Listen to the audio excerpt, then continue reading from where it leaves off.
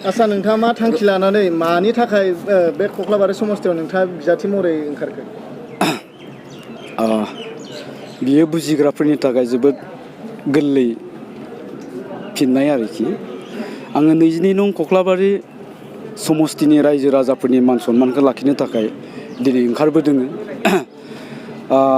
बुंनो थाङोब्ला आंनि आगदाथिंजाय धीरेन बर' सार, बिटिआरनि सागानगिरि, आखिथिंजाय प्रमद बर' सार, बिथाङाबो बिटिआरनि सागानगिरि, खिन्थु गेजेराव आं सासे हारसिं महरगिरि।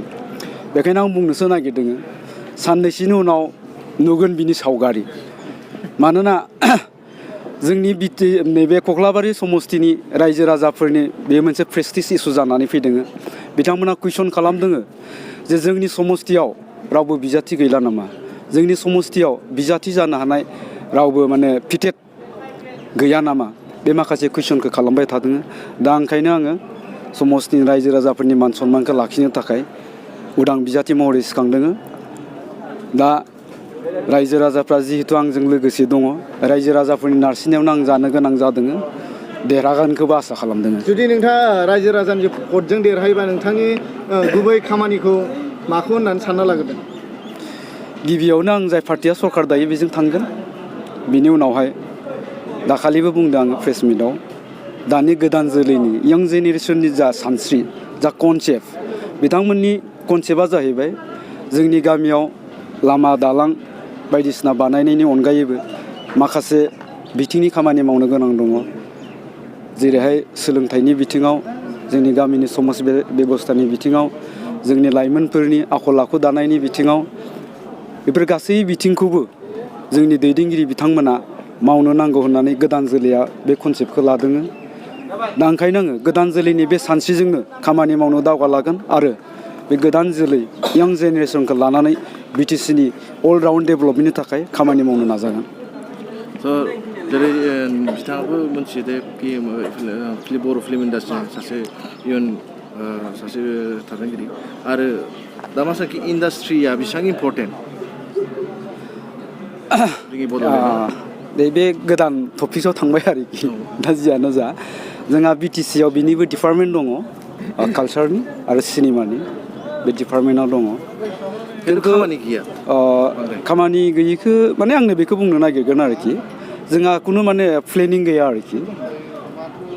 बे जोङो सिनेमा डिपार्टमेन्टखौ लानानै बा बे डिपार्टमेन्टखौ लानानै जोङो जोंनि हालामाव, जोंनि बिटिसिआव मा मावनो नागिरदों बेनि जेबो फिउचार प्लेनिं गैया आरोखि। आंनि नुनायावथ' बेखौ ओरैनो पार्सनेल सोरबा सावथुन दिहुनगिरिनो माने स्किम हिसाबैसो हरो आरोखि।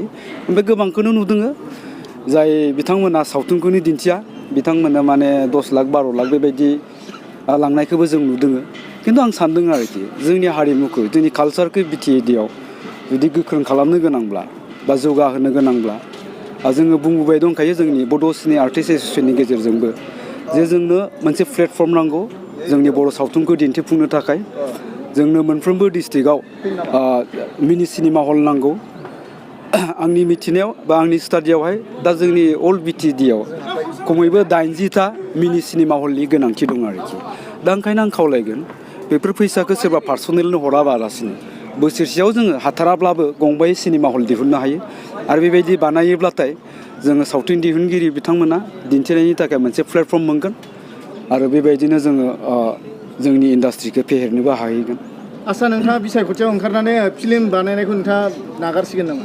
आं बांसिन बानायगोन होननानैसो सानदों।